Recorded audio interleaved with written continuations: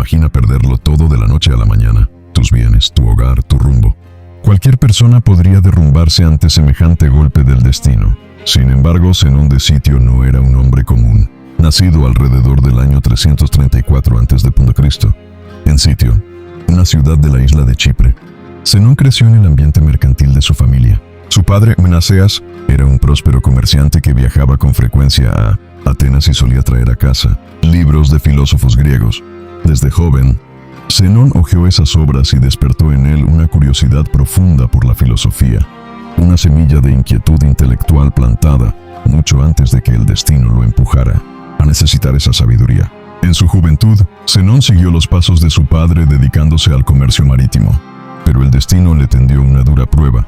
En un viaje cargado de mercancías valiosas, una tormenta feroz hizo naufragar su barco. Zenón sobrevivió a aquel naufragio, pero perdió en él todo lo que poseía. Donde otros habrían visto una ruina irreparable, Zenón vislumbró el comienzo de algo mayor. Más tarde, recordando ese momento decisivo, llegó a decir: hice un viaje próspero cuando sufrí un naufragio.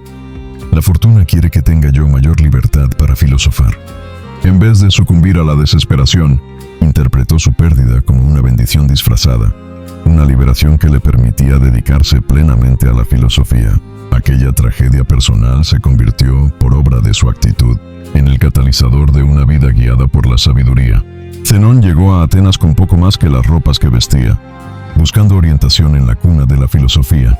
Se cuenta que, al poco de arribar, entró en una librería ateniense y comenzó a leer sobre Sócrates. Fascinado por aquella visión de un sabio imperturbable, preguntó al librero dónde podría encontrar a hombres como ese Sócrates que acababa de descubrir.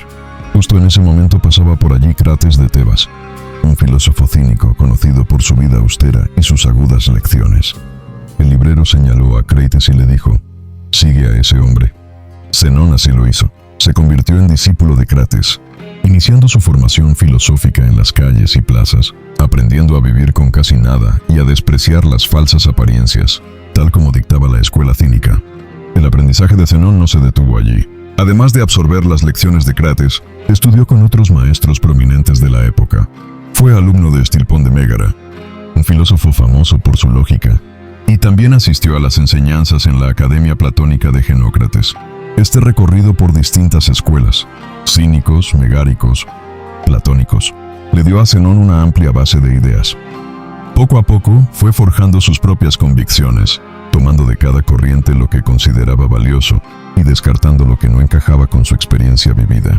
Había aprendido de los cínicos el valor de la austeridad y la honestidad brutal, de los socráticos la importancia de la virtud y el diálogo racional, de los megáricos y académicos el rigor en la lógica y la reflexión sobre la naturaleza de la realidad.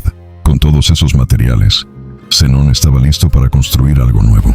Hacia el año 300 a.C., Zenón comenzó a dar clase él mismo en Atenas, ya no como discípulo sino como maestro. Sin grandes recursos económicos, recordemos que había perdido su fortuna en el mar. No pudo permitirse un local privado para una escuela. En lugar de eso, reunió a sus primeros alumnos en un pórtico público de la ciudad, conocido como la Stoa Poikile, o pórtico pintado, adornado con antiguas pinturas murales. Allí, al aire libre y cara a cara con el pueblo ateniense, Zenón debatía sobre la virtud, la naturaleza y el destino. Aquella escena era llamativa: un extranjero chipriota, de porte modesto pero mirada firme, enseñando filosofía en plena vía pública a quien quisiera escuchar. Atenas, acostumbrada a los filósofos que enseñaban en gimnasios o jardines privados, ahora veía nacer una nueva escuela en su ágora. Con el tiempo, la gente empezó a llamar a Zenón y a sus seguidores estoicos, precisamente por su lugar de reunión en la Stoa, pórtico. Así fue como la tragedia de un naufragio llevó, de forma inesperada, al nacimiento de una escuela filosófica que perduraría por siglos. Zenón dedicó el resto de su larga vida a la filosofía. Enseñó por casi 30 años en Atenas, ganándose el respeto y la admiración de sus contemporáneos. A pesar de ser extranjero, su carácter íntegro y su sabiduría práctica conquistaron a los atenienses. Cuentan que la ciudad le otorgó honores inusitados, al menos en un decreto. Le entregaron simbólicamente las llaves de las murallas de Atenas y le obsequiaron una corona de oro, además de erigir una estatua en su honor. Este gesto extraordinario demuestra cuánto apreciaban su aporte. Atenas, la cuna de tantas filosofías, reconocía en Zenón a un verdadero sabio. Zenón murió en Atenas hacia el año 262 a.C., siendo ya un anciano venerable. Algunas fuentes afirman que tenía alrededor de 72 años. Otras, envueltas en leyenda, le atribuyen casi 98 años de vida. La manera de su muerte está rodeada de un aura estoica. Se dice que una tarde, al salir de su pórtico, Zenón tropezó y se fracturó un dedo del pie. Al ver aquello como un último mensaje del destino, golpeó el suelo con serenidad y exclamó citando a una tragedia: «Ya voy. ¿Por qué me llamas?». Acto seguido, conteniendo voluntariamente la respiración, entregó su vida en paz, fiel a sus principios hasta el final. Otras versiones relatan que dejó de alimentarse voluntariamente cuando sintió que su tiempo había llegado. Sea como fuere, Zenón afrontó la muerte con la misma calma con que vivió, considerando que para un estoico, vivir o morir no importaba tanto como vivir con virtud. Su epitafio, según la tradición, alababa que había encontrado el camino a las estrellas mediante la templanza, ensalzando la vida austera y virtuosa que llevó. Así concluyó la vida de Zenón de Sitio, un hombre que transformó la adversidad en sabiduría y dejó encendida la flama de una filosofía destinada a guiar a muchos más. Nacimiento del estoicismo. La escuela estoica nació, pues, de la mano de aquel extranjero humilde que enseñaba bajo el pórtico pintado de Atenas. Al principio sus seguidores fueron llamados simplemente zenonianos, discípulos de Zenón.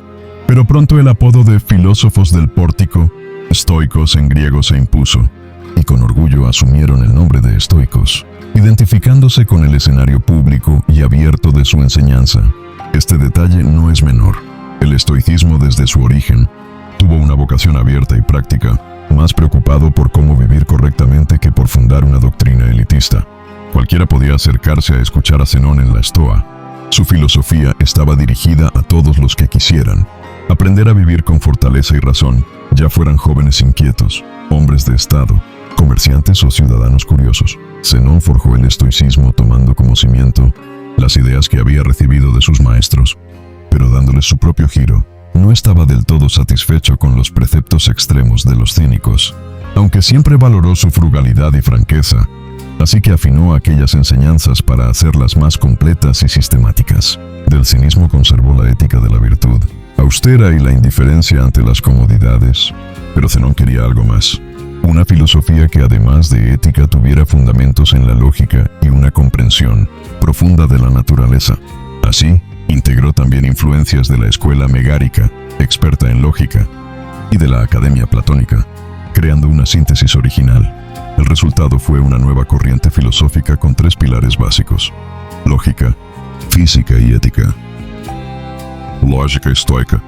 Zenón y sus sucesores se preocuparon por el arte de pensar correctamente. La lógica estoica buscó refutar las ideas rivales.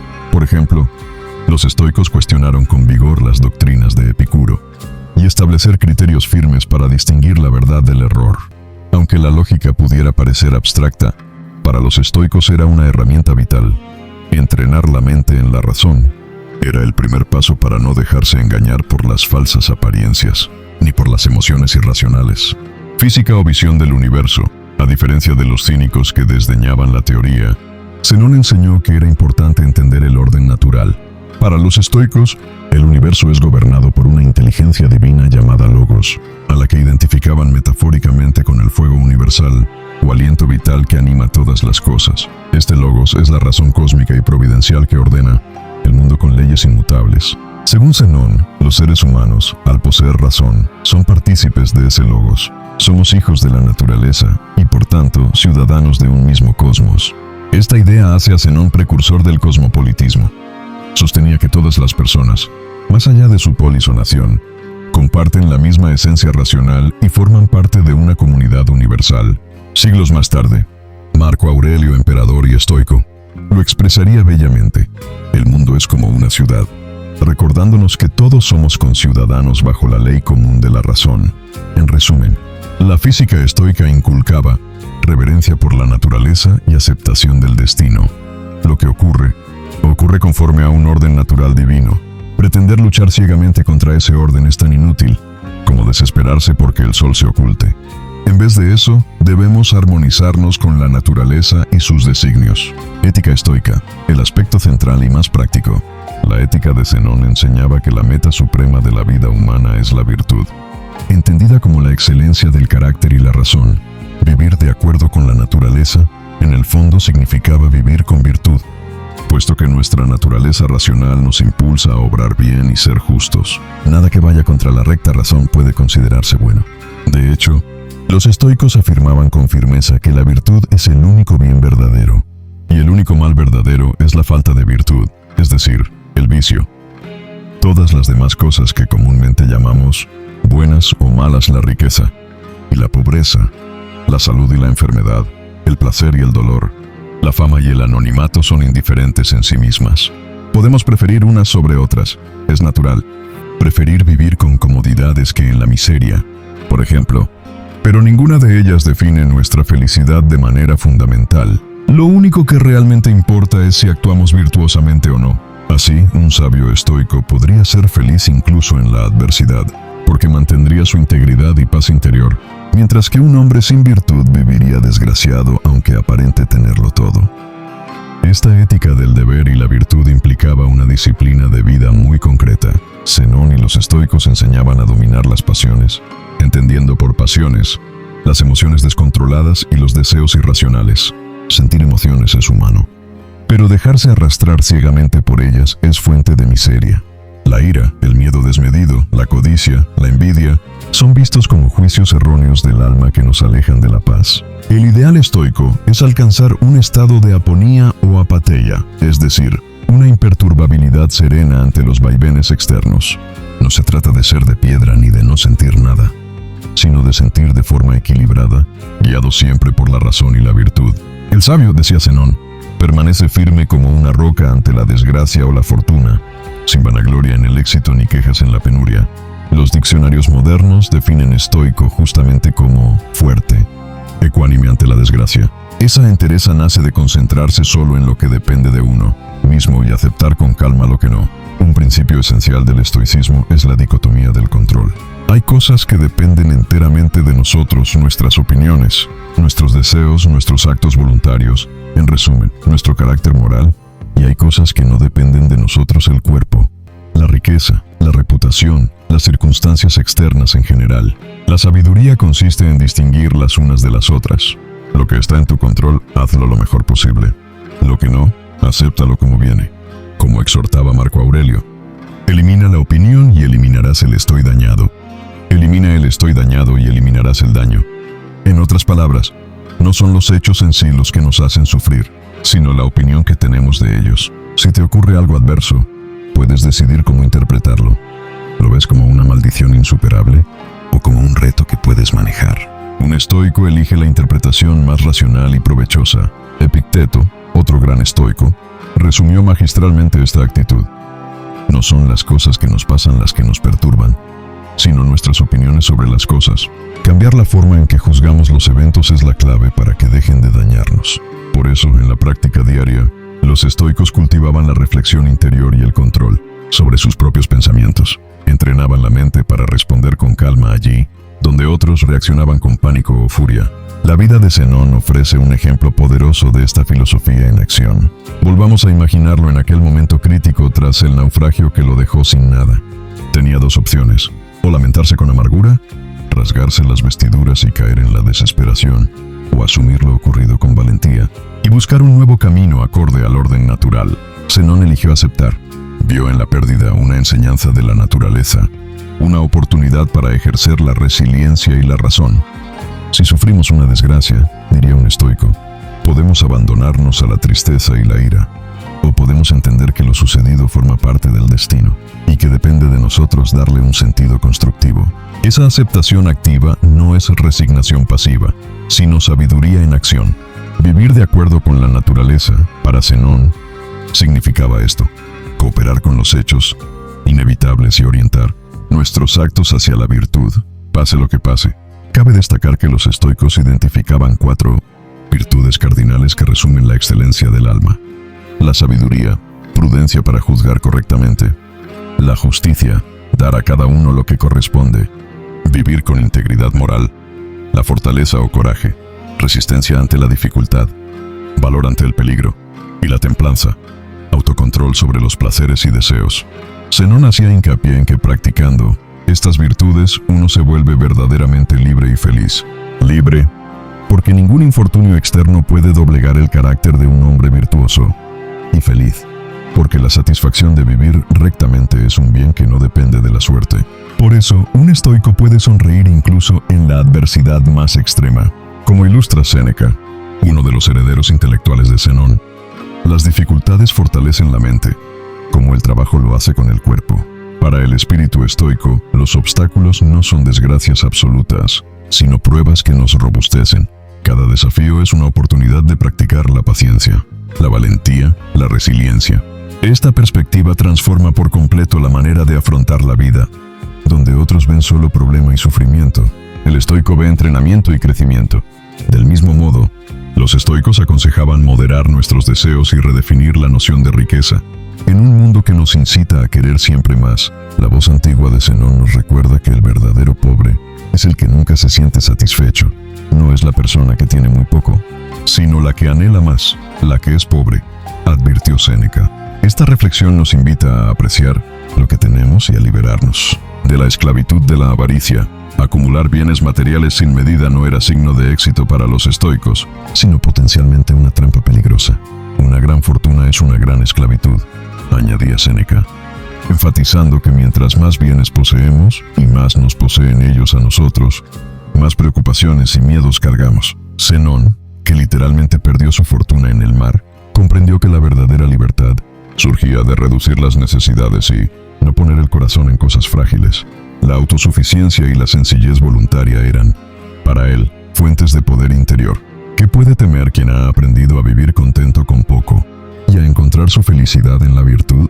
Nada esencial le puede ser arrebatado.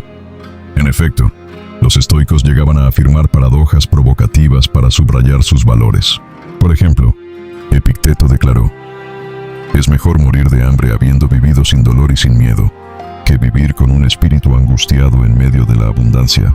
Con esto quería decir que más vale una vida corta pero digna y tranquila, que una larga pero llena de tormentos morales. La paz de la conciencia y la libertad del alma tenían un valor infinitamente superior a los placeres materiales, o incluso a la propia vida física.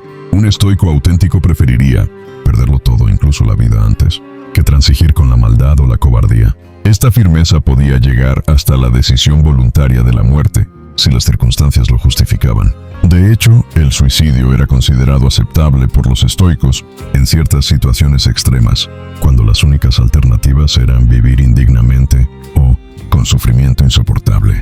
La idea no era glorificar la muerte, sino afirmar la absoluta libertad del sabio. Incluso frente al último trance, puede elegir y mantener su integridad.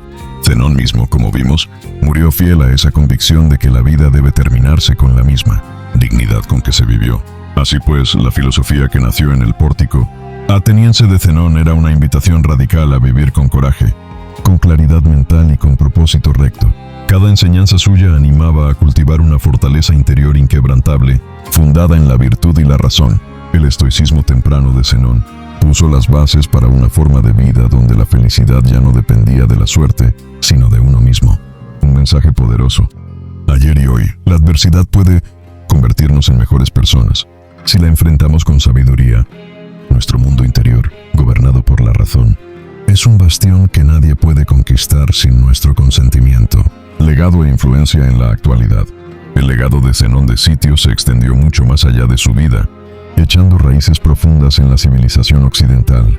Tras la muerte de Zenón, su escuela en Atenas continuó activa bajo la guía de sus discípulos.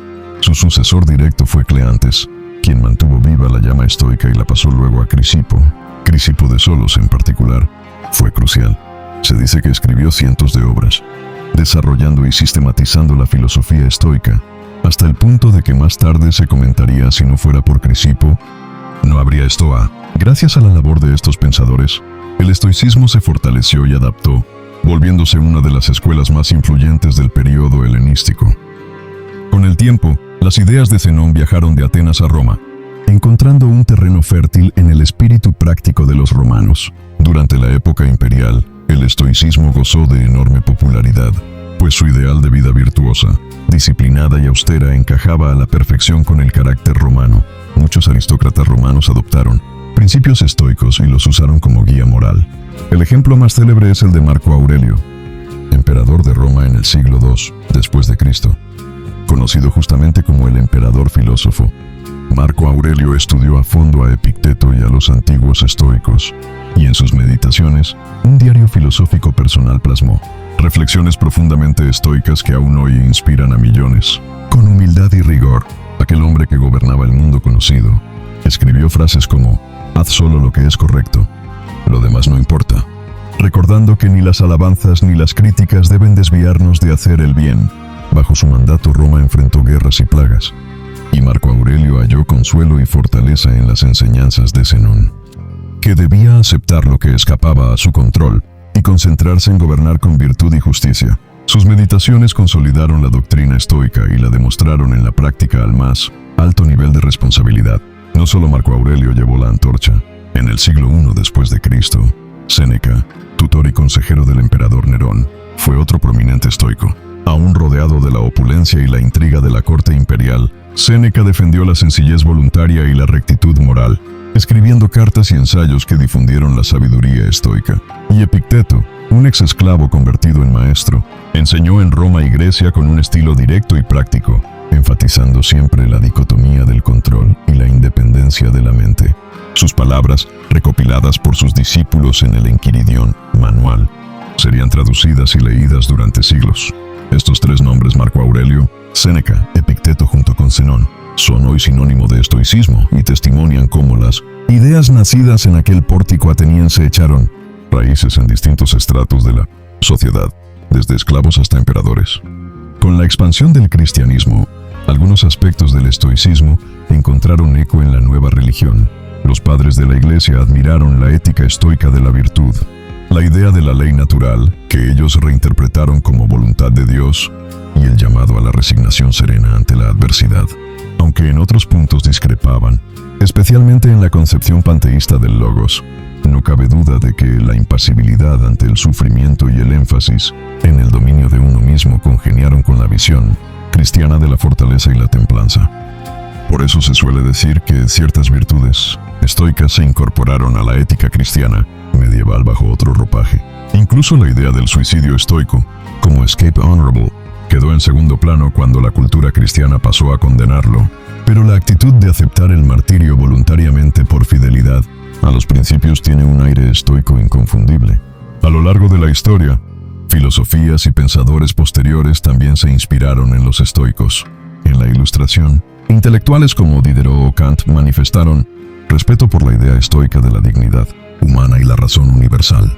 Incluso el concepto de derechos naturales, que emergió en la modernidad, puede rastrearse hasta la noción estoica de una ley común racional que hermana a toda la humanidad. Sin embargo, quizás la influencia más tangible del estoicismo en la época contemporánea se haya dado en el campo de la psicología y la autoayuda. En el siglo XX, los creadores de la terapia cognitivo-conductual Aaron Beck y Albert Ellis, entre otros, reconocieron abiertamente que las raíces de su enfoque estaban en los filósofos estoicos. Beck escribió que los orígenes filosóficos de la terapia cognitiva se remontan a los filósofos estoicos.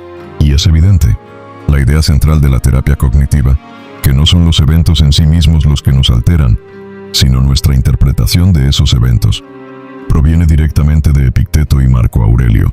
Hoy, millones de personas se benefician de técnicas psicológicas que, en el fondo, enseñan lo mismo que Zenón en su pórtico: examinar nuestros pensamientos, cuestionar nuestros juicios automáticos y cultivar una perspectiva más serena y objetiva ante los problemas. Pero más allá de la psicoterapia, en las últimas décadas ha ocurrido algo notable: un renacimiento del estoicismo como filosofía de vida popular. En un mundo moderno lleno de incertidumbre, cambios frenéticos y crisis constantes, muchas personas, especialmente hombres jóvenes y adultos, en busca de una brújula moral, han vuelto su mirada hacia las enseñanzas de Zenón, Séneca, Epicteto y Marco Aurelio. ¿Por qué? Porque ofrece respuestas claras sobre cómo mantener la calma en el caos y enfocarse en lo esencial. Figuras del mundo empresarial, deportivo y militar han abrazado principios estoicos para templar su carácter. Por ejemplo, en Silicon Valley, cuna de la innovación tecnológica pero también de un alto estrés, Ejecutivos y emprendedores citan regularmente máximas estoicas y practican ejercicios de autocontrol inspirados en ellos. Se organizan conferencias y clubes de lectura sobre las meditaciones de Marco Aurelio. Bestsellers de desarrollo personal reivindican la sabiduría antigua para problemas modernos. En Internet abundan comunidades de estoicismo moderno donde la gente comparte cómo aplicar estas ideas en la vida diaria.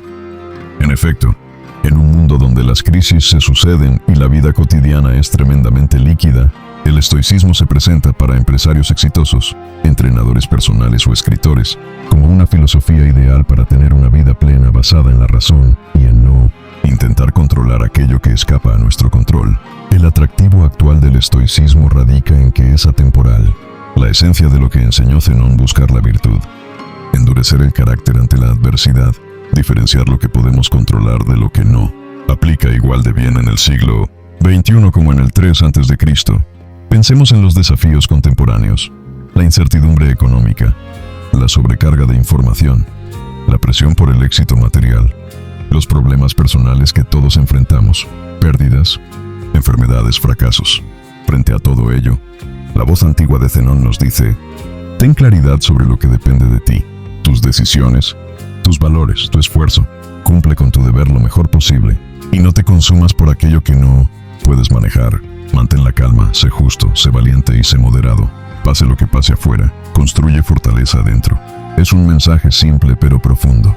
Por eso hoy vemos a gente practicando meditación matutina, leyendo a Marco Aurelio, llevando diarios de gratitud y reflexión, tal como hacía Séneca, o aplicando la técnica estoica de la premeditación del mal, imaginar posibles dificultades de antemano para estar preparados emocionalmente. Incluso en entrenamientos militares y deportivos se cita a Epicteto: sufrimos más en la imaginación que en la realidad, para recordar a las personas que controlen sus miedos anticipatorios. El lenguaje y contexto son distintos, pero el espíritu es el mismo que encendió Zenón. En resumen, el estoicismo fundado por Zenón de Sitio ha demostrado tener una resonancia perdurable. Ha influido en religiones, en corrientes filosóficas, en líderes políticos y más recientemente, en terapias psicológicas y movimientos de automejora. Es asombroso pensar que aquella tragedia personal de un mercader chipriota haya dado pie a una herencia intelectual que, más de 2 milenios después, sigue ayudando a la gente a navegar las tormentas de la existencia. Zenón convirtió su naufragio en sabiduría, y esa sabiduría ha sido un faro para incontables individuos desde entonces.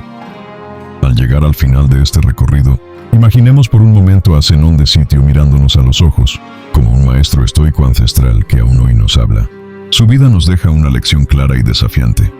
No podemos elegir las circunstancias que nos tocan, pero sí la actitud con que las enfrentamos. Aquel hombre perdió toda su riqueza en un día, y a partir de esa pérdida edificó una filosofía que ha enriquecido a la humanidad entera. ¿Cuántos de nosotros, ante una desgracia, somos capaces de ver una oportunidad? Zenón nos inspira a intentarlo. En lugar de preguntarnos ¿por qué a mí?, cuando algo sale mal, el estoico dentro de nosotros debería preguntar: ¿qué puedo aprender de esto? ¿Cómo puedo usarlo para fortalecer mi carácter? La próxima vez que la vida te ponga a prueba, ya sea con un fracaso profesional, una desilusión personal o una pérdida dolorosa, recuerda el ejemplo de Zenón. El naufragio que parecía el fin de su vida fue en realidad el comienzo de su grandeza. El estoicismo nos enseña que cada uno de nosotros tiene, en el fondo de su alma, un poder que nadie nos puede arrebatar: la libertad de otorgar significado a lo que vivimos. Marco Aurelio escribió que tu alma se tiñe del color de tus pensamientos, es decir, somos lo que pensamos y sentimos internamente acerca de las cosas que nos suceden. Si cultivamos pensamientos oscuros de desesperanza, así se teñirá nuestra vida.